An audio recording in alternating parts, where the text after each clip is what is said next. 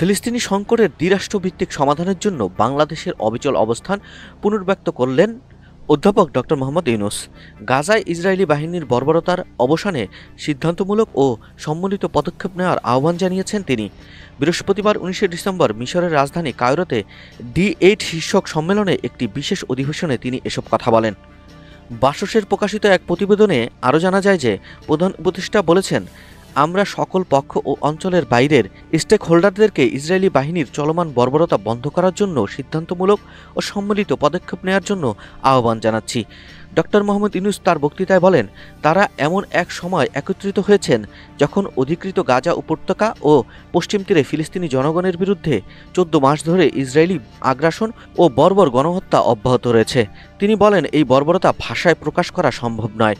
তিনি বলেন, কম করে বললে দীর্ঘদিন ধরে মেনে চলা আন্তর্জাতিক নিয়মনীতি, আইন ও কনভেনশনের প্রতি ইসরায়েলের নির্লজ্জ অবজ্ঞায় আমরা চরম হতাশার মধ্যে আছি। তিনি আরও বলেন, কায়রো থেকে আমাদের ফিলিস্তিনি ভাই ও বোনদের সাথে সংহতি প্রকাশ করে তাদের ইতিহাসের এই অস্তিত্বের সংকটের সময় আমাদের ঐক্য ও অটুট অঙ্গীকার ব্যক্ত করছি।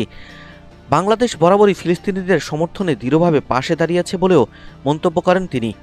ইসরায়েলের দখলদারিত্ব নিয়েও কথা বলেন প্রফেসর ইউনূস। তিনি বলেন, আমরা সবসময় ইসরায়েলের অব্যাহত অবৈধ দখলদারিত্ব এবং সহিংস দমনপীড়নের নিন্দা জানিয়েছি।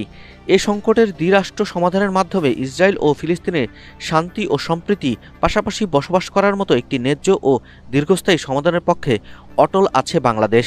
২০০৬ সালের নোবেল শান্তি পুরস্কার বিজয়ী ডক্টর মোহাম্মদ ইউনূস বলেন, ফিলিস্তিনকে পূর্ব জেরুজালেমকে রাজধানী করে ১৯৬৭ এর পূর্ব পরিবর্তী সীমানার ভিত্তিতে একটি সম্পূর্ণ স্বাধীন ও কার্যকর রাষ্ট্র হিসেবে আবির্ভূত হতে হবে। তিনি আরও বলেছেন, ফিলিস্তিনের বর্তমান পরিস্থিতি নিয়ে বাংলাদেশিরা গভীরভাবে উদ্বিগ্ন।